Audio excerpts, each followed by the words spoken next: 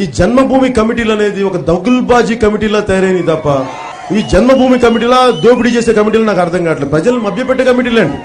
ముఖ్యమంత్రి గారు చెప్తున్నా మీరు జన్మభూమి కమిటీలు అని చెప్పి మీరు చంబల్ వ్యాలీ బందిపోట్లు చేశారు.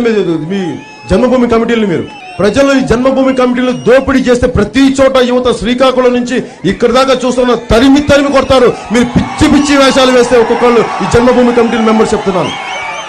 విద్యార్థులకి యువతకి అంత కోపం ఉంది. ఆడపడుచులకి చొక్కా తీసుకొని కారం కొట్టాలంత కోపం చూశాను మహిళల్లో నేను. జన్మభూమి కమిటీలు చేసే దోపిడీల వల్ల, అరాచకం వల్ల.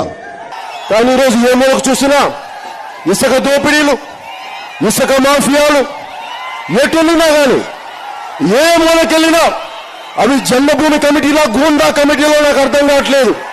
అవి జన్మభూమి కమిటీలా, దోపిడీ కమిటీలా? అవి జన్మభూమి కమిటీలా వ్యవస్థను నిర్వీర్యం చేసే